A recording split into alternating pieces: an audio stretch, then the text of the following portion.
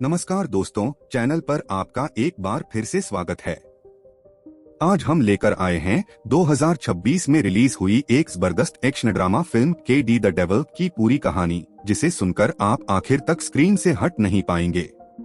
तो कहानी की शुरुआत होती है एक ऐसे शहर से जहां एक रहस्यमयी सिलसिला खून खराबे का चल रहा होता है।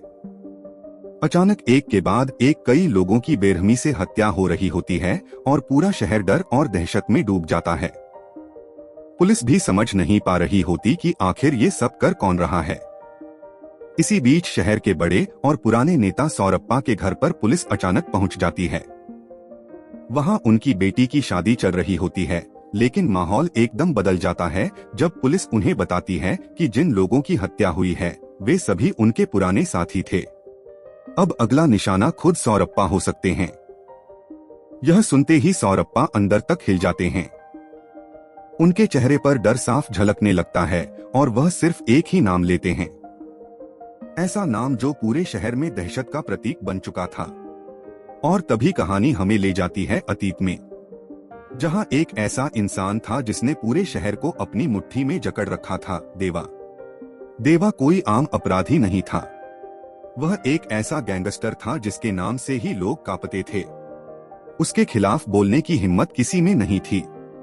जो भी उसके रास्ते में आता उसे बेरहमी से मिटा दिया जाता। पुलिस भी कई बार उसे पकड़ने की कोशिश कर चुकी थी, लेकिन हर बार नाकामी ही हाथ लगी। धीरे धीरे देवा सिर्फ एक अपराधी नहीं बल्कि शहर की एक डरावनी हकीकत बन चुका था। उसके पीछे राजनीतिक ताकत भी थी, जिससे उसे कानून से भी सुरक्षा मिलती थी। यही वजह थी कि उसका आतंक और भी बढ़ता चला गया। लेकिन कहानी यहीं नहीं रुकती। देवा के साथ उसका एक बेहद खतरनाक साथी भी था, कवि इतना बेरहम था कि बिना सोचे किसी की भी जान लेने में उसे जरा भी हिचक नहीं होती थी। अब पुलिस के पास एक ही रास्ता बचा था, देवा को खत्म करना। और इस जिम्मेदारी को दिया जाता है इंस्पेक्टर सौरप्पा को। सौरप्पा एक खतरनाक योजना बनाते हैं। जब देवा एक गांव में कबड्डी खेलने आता है तो पुलिस उसके खिलाफ एक गुप्त ऑपरेशन चलाती है। प्लान यह होता है कि खेल के बीच उसे खत्म कर दिया जाए। लेकिन जैसे ही योजना शुरू होती है, देवा को सब समझ आ जाता है।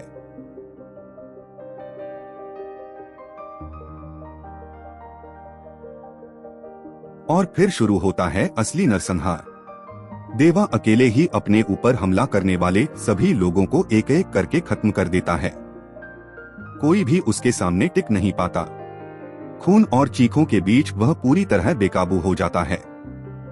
आखिर में वह दुश्मन का सिर काटकर सीधे पुलिस स्टेशन पहुंच जाता है और बेहद ठंडे अंदाज में उसे टेबल पर रखकर कहता है कि एक शिकायत दर्ज करनी है।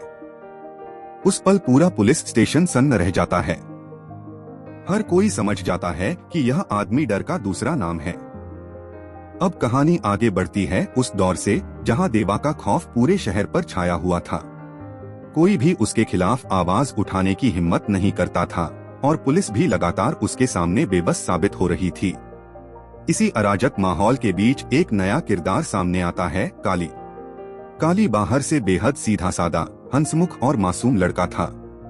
वह गांव में केरोसिन बेचने की छोटी सी दुकान चलाता था और साथ ही पहलवानों को दूध सप्लाई करने का काम भी करता था। उसका जीवन बहुत साधारण था, लेकिन उसका दिल बेहद साफ था। काली को पढ़ाई लिखाई में कभी ज्यादा रुचि नहीं रही, जिस वजह से उसका बड़ा भाई उससे नाराज रहता था। उसका भाई एक स्कूल टीचर था और हमेशा चाहता था कि काली जीवन में कुछ बड़ा करे, लेकिन काली अपनी ही दुनिया में खुश रहता था। भाई भाई के बीच दूरी बढ़ चुकी थी, लेकिन काली के दिल में अपने भाई के लिए बेहद प्यार था। वह हमेशा उसके साथ थोड़ा समय बिताने के बहाने ढूंढता रहता था। कभी कभी वह शरारत में अपने भाई के स्कूटर की हवा निकाल देता, ताकि मजबूरी में उसे काली के साथ साइकिल पर जाना पड़े।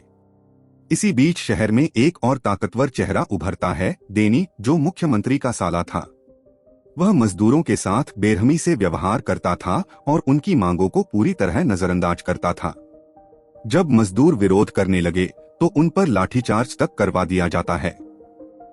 स्थिति तब और गंभीर हो जाती है जब विधायक अनियप्पा सीधे डेनी के खिलाफ खड़े हो जाते हैं और उसे साफ चेतावनी देते हैं कि अगर मजदूरों का मुद्दा हल नहीं हुआ तो उसकी फैक्ट्री बंद कर दी जाएगी और आत्मसम्मानी लड़की। इसी दौरान काली की मुलाकात होती है लक्ष्मी से थी। वह काली की दुकान पर मिट्टी का तेल खरीदने आती है, लेकिन काली का दोस्त उसे कम तेल देने की कोशिश करता है। लक्ष्मी तुरंत उसकी चाल पकड़ लेती है और वहां हंगामा हो जाता है। मामला बिगड़ता देख काली बीच में आता है और लक्ष्मी को शांत करता है। वहीं से दोनों के बीच एक अजीब सा समझौता बनता है। काली कहता है कि अगर आज उसकी वजह से कोई गलती हुई है तो वह उसकी हर बात मानेगा। यही छोटी सी डील आगे चलकर दोनों की जिंदगी बदल देती है। धीरे धीरे लक्ष्मी और काली के बीच नोकझोंक बढ़ती है और वही बहस एक अनजानी दोस्ती में बदलने लगती है।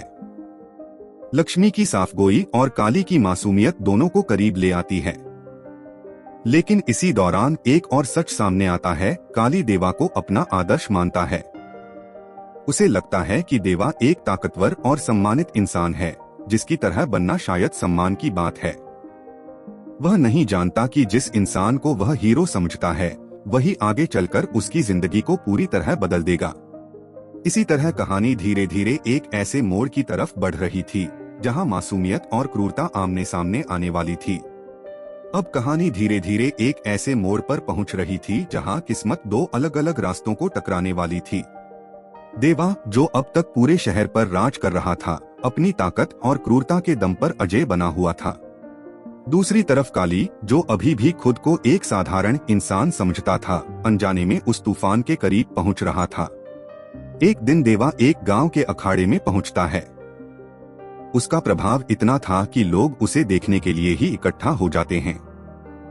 वहीं काली भी मौजूद होता है, जो देवा को देखकर बेहद खुश हो जाता है क्योंकि वह उसे अपना हीरो मानता था। अखाड़े में देवा एक मशहूर पहलवान को आसानी से हरा देता है। उसकी ताकत देखकर हर कोई दंग रह जाता है। लेकिन इसी बीच काली मासूमियत में एक ऐसी बात कह देता है जो आगे चलकर सब कुछ बदल देती है। काली कहता है कि देवा ने जो दाव लगाया था वह तकनीकी रूप से सही नहीं था। यह सुनकर पूरा माहौल बदल जाता है। लोग हैरान हो जाते हैं कि कोई आम लड़का देवा की गलती निकाल रहा है। देवा खुद भी पहली बार काली की तरफ ध्यान देता है। काली कहता है कि देवा ने जो दाव लगाया था वह तकनीकी रूप से सही नहीं था। यह सुनकर पूरा माहौल बदल जाता है। लोग हैरान हो जाते हैं कि कोई आम लड़का देवा की गलती निकाल रहा है। देवा खुद भी पहली बार काली की तरफ ध्यान देता है। दिलचस्प बात यह होती है कि देवा गुस्सा नहीं करता, बल्कि मुस्कुराकर काली को चुनौती देता है कि अगर वह इतना जानता है तो खुद उसे हराकर दिखाए। पहले तो काली हिचकिचाता है, लेकिन भीड़ के दबाव में उसे अखाड़े में उतरना पड़ता है। और फिर जो होता है वह किसी को भी उम्मीद नहीं थी। काली अपने अनोखे अंदाज में लड़ाई लड़ता है और देखते ही देखते देवा को जमीन पर गिरा देता है। पूरा अखाड़ा सन्न रह जाता है। आज तक जिसने भी देवा का नाम सुना था वह उसे अजय मानता था, लेकिन काली ने उसे गिराकर सबकी सोच बदल दी थी। हालांकि काली इस जीत को बहुत हल्के में लेता है। उसके लिए यह बस एक खेल था, लेकिन शहर के लिए यह एक ऐतिहासिक घटना बन जाती है। धीरे धीरे यह खबर आग की तरह फैल जाती है कि एक साधारण केरोसिन बेचने वाले लड़के ने देवा को हराया है। इस घटना के बाद देवा के डर का असर थोड़ा कम होने लगता है, लेकिन उसके अंदर का अहंकार चोटिल हो चुका था। उधर राजनीति में भी हलचल तेज हो जाती है। मुख्यमंत्री और अन्य नेता इस घटना को लेकर देवा का मजाक उड़ाने लगते हैं, जिससे उसका गुस्सा और बढ़ जाता है। इसी बीच इंस्पेक्टर सौरप्पा काली को पुलिस स्टेशन बुलाते हैं। वह काली की ताकत देखकर उसे एक खतरनाक ऑफर देते हैं, देवा को खत्म करने में पुलिस की मदद करना। लेकिन काली इस बात को गंभीरता से नहीं लेता। वह देवा को अपना आदर्श मानता था, इसलिए इस प्रस्ताव को ठुकरा देता है। दूसरी तरफ देवा अब राजनीति में प्रवेश करने की तैयारी करता है और चुनावी मैदान में उतरने का फैसला करता है। कहानी अब धीरे धीरे उस बिंदु की तरफ बढ़ रही थी जहां काली की मासूमियत और देवा की क्रूरता आमने सामने टकराने वाली थी। अब कहानी एक ऐसे मोड़ पर पहुंचती है जहां सब कुछ बदलने वाला था। जो रिश्ता दोस्ती और सम्मान पर शुरू हुआ था, अब उसमें दरारें पड़ने लगी थीं और आने वाला समय और भी अंधकारमय होने वाला था। काली और लक्ष्मी के बीच रिश्ता धीरे धीरे गहराता जा रहा था। दोनों एक दूसरे के बिना अधूरे लगने लगे थे। लेकिन दूसरी तरफ काली अभी भी देवा के प्रति अपनी अंधी श्रद्धा को पूरी तरह छोड़ नहीं पाया था। इसी बीच शहर में देवा अपने राजनीतिक सफर को और मजबूत करने में लगा हुआ था। उसकी ताकत और प्रभाव बढ़ता जा रहा था, लेकिन उसके भीतर का अहंकार पहले से कहीं ज्यादा खतरनाक हो चुका था। अब असली टर्निंग पॉइंट आता है। एक दिन लक्ष्मी बाजार में होती है, तभी देवा का खतरनाक साथी कवि अपने गुंडों के साथ वहां पहुंचता है। वह बिना किसी वजह के लक्ष्मी को परेशान करना शुरू कर देता है। लक्ष्मी डरने वाली लड़की नहीं थी, वह खुलकर विरोध करती है, लेकिन कवि का व्यवहार और भी हिंसक हो जाता है। वह सबके सामने लक्ष्मी को थप्पड़ मार देता है और उसे जमीन पर गिरा देता है। यह घटना काली तक पहुंचती है। लक्ष्मी रोते हुए काली के पास जाती है और पूरी बात बताती है। वह उम्मीद करती है कि काली इस बार उसके सम्मान के लिए खड़ा होगा और कवि को सबक सिखाएगा। लेकिन इस बार काली अंदर से टूट चुका होता है। वह देवा के डर और अपने विश्वास के बीच फंस जाता है। वह सीधे टकराव से बचने की कोशिश करता है और लक्ष्मी को समझाने लगता है कि इन लोगों से दूर रहना ही बेहतर होगा। यह बात लक्ष्मी के दिल पर गहरी चोट करती है। जिस इंसान को वह अपना सहारा मानती थी, वही अब डर के कारण पीछे हट गया था। लक्ष्मी को पहली बार एहसास होता है कि वह अकेली है। और फिर वही होता है जो किसी ने नहीं सोचा था। लक्ष्मी खुद अपना सम्मान बचाने के लिए कवि के अड्डे पर पहुंच जाती है। वह अकेले ही उसके सामने खड़ी हो जाती है, लेकिन हालात उसके नियंत्रण से बाहर चले जाते हैं। कवि अपनी क्रूरता की सारी हदें पार कर देता है। वह सबके सामने लक्ष्मी को अपमानित करता है, उसे धक्का देता है और उसके बाल काटकर उसकी गरिमा को पूरी तरह तोड़ देता है। यह दृश्य काली के जीवन का सबसे बड़ा झटका साबित होता है।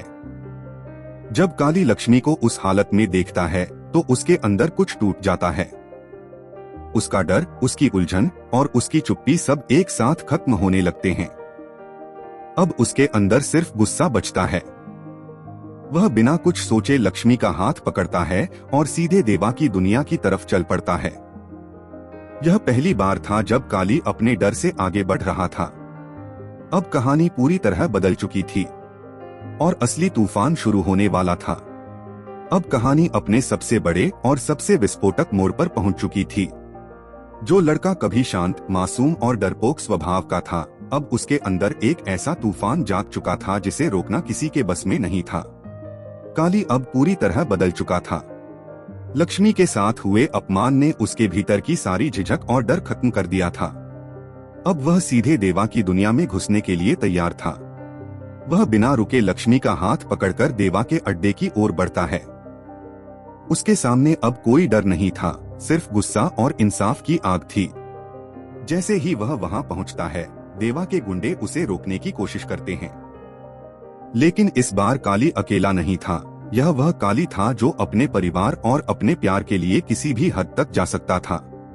वह एक एक करके सभी गुंडों को बेरहमी से हरा देता है और सीधे देवा के सामने पहुंच जाता है। देवा उस समय मुख्यमंत्री के साथ बैठा होता है। माहौल एकदम भारी हो जाता है। काली बिना किसी डर के देवा की आंखों में देखता है और कहता है कि उसके लोगों ने लक्ष्मी के साथ जो किया है वह कभी माफ नहीं किया जा सकता। पूरा कमरा शांत हो जाता है। मुख्यमंत्री भी इस बेखौफ लड़के को देखकर हैरान रह जाते हैं और वहां से चले जाते हैं। अब देवा का अहंकार पूरी तरह टूट चुका था। उसका गुस्सा 7वें आसमान पर पहुंच जाता है और वह काली को सीधी धमकी देता है कि उसके पूरे परिवार को खत्म कर देगा। यह सुनकर काली पहली बार डर जाता है। अब वह सिर्फ खुद के लिए नहीं बल्कि अपने परिवार की जान के लिए भी लड़ रहा था। वह देवा के सामने गिड़गिड़ाता है, माफी मांगता है, लेकिन देवा बिल्कुल भी नहीं पिघलता। काली आखिरी उम्मीद लेकर देवा की पत्नी सत्यवती के पास जाता है, लेकिन वहां भी उसे कोई मदद नहीं मिलती। अब काली पूरी तरह टूट चुका था। इसी बीच सौरप्पा भी उसे चेतावनी देते हैं कि अगर देवा को पता चला कि पुलिस मदद कर रही है तो उसका परिवार खत्म हो जाएगा। इसलिए शहर छोड़ देना ही सबसे सुरक्षित रास्ता है। काली अपने परिवार को बचाने के लिए झूठ बोलकर उन्हें शहर से बाहर ले जाने की कोशिश करता है, लेकिन किस्मत एक बार फिर उसके खिलाफ हो जाती है और योजना टूट जाती है। अब काली समझ जाता है कि उसके पास समय खत्म हो चुका है और यहीं से जन्म होता है असली योद्धा का। उसके बड़े भाई के शब्द और श्रीमद् भगवद गीता की सीख उसके मन में गूंजने लगती है, जब अन्याय बढ़ जाए तो उसका अंत करना ही धर्म होता है। अंधेरे में वह घर की पुरानी तलवार पकड़ लेता है। अब उसके चेहरे पर डर नहीं था, सिर्फ न्याय की आग थी। बाहर कवि और उसके दर्जनों गुंडे हमला करने आते हैं, लेकिन इस बार कहानी अलग थी। काली एक भूखे शेर की तरह उन पर टूट पड़ता है। तलवार की हर वार के साथ गुंडे गिरते जाते हैं। कुछ ही पलों में पूरा इलाका खून और चीखों से भर जाता है। कवि भी अंत में उसके सामने गिर जाता है और फिर काली बिना किसी झिझक के उसका सिर धड़ से अलग कर देता है। यह दृश्य सिर्फ बदले का नहीं, बल्कि एक नए जन्म का प्रतीक था। इसके बाद काली अपने भाई के साथ सीधे देवा के ठिकाने पर पहुंचता है। अब अंतिम युद्ध शुरू होता है। देवा और काली के बीच भयानक लड़ाई होती है। दोनों एक दूसरे पर पूरी ताकत से टूट पड़ते हैं। देवा अपनी क्रूरता और अनुभव से लड़ता है, जबकि काली अपने दर्द और परिवार की रक्षा के लिए। लड़ाई लंबी और विनाशकारी होती है, लेकिन आखिरकार काली भारी पड़ने लगता है। और फिर वह पल आता है। काली देवा को खत्म कर देता है और उसका कटा हुआ सिर लेकर सीधे पुलिस स्टेशन पहुंचता है। वह सिर सौरप्पा की टेबल पर रख देता है और शांत आवाज में कहता है कि शहर का सबसे बड़ा डर अब खत्म हो चुका है। पूरा पुलिस स्टेशन सन्न रह जाता है। कुछ ही समय में यह खबर पूरे शहर में फैल जाती है कि देवा का आतंक खत्म हो गया है। लेकिन कहानी यहीं खत्म नहीं होती। अंत में सत्यवती पुलिस स्टेशन पहुंचती है और अपने पति के सिर की मांग करती है। काली पहले इनकार करता है, लेकिन फिर मजबूरी में दे देता है। जब सत्यवती अंतिम संस्कार करती है तो एक बड़ा ट्विस्ट सामने आता है। काली का भाई और सत्यवती का अतीत जुड़ा हुआ था। दोनों कभी एक दूसरे से प्यार करते थे। यह सच सामने आने से कहानी और भी जटिल हो जाती है। और फिर अंतिम झटका, सत्यवती बदले की कसम खा लेती है। फिल्म के आखिरी सीन में एक नए खतरे की झलक दिखाई जाती है, एक रहस्यमय योद्धा भैरवा और उसके पीछे एक और बदल चुका काली का रूप। यहीं फिल्म खत्म होती है, लेकिन कई सवाल छोड़ जाती है। क्या सत्यवती बदला ले पाएगी? क्या भैरवा कौन है? और क्या काली का यह नया रूप और भी खतरनाक है? कहानी यहीं खत्म होती है, लेकिन असली जंग शायद अब शुरू होगी। दोस्तों, अगर आपको यह फिल्म की कहानी पसंद आई हो तो वीडियो को एक लाइक जरूर करें। ऐसी ही और भी दमदार मूवी एक्सप्लेनेशन देखने के लिए चैनल को सब्सक्राइब करना बिल्कुल न भूलें। आपका छोटा सा सपोर्ट हमारे लिए बहुत बड़ी मोटिवेशन है। कमेंट में जरूर बताइए कि अगली फिल्म किस पर चाहिए। मिलते हैं अगली वीडियो में एक और जबरदस्त कहानी के साथ। तब तक के लिए धन्यवाद।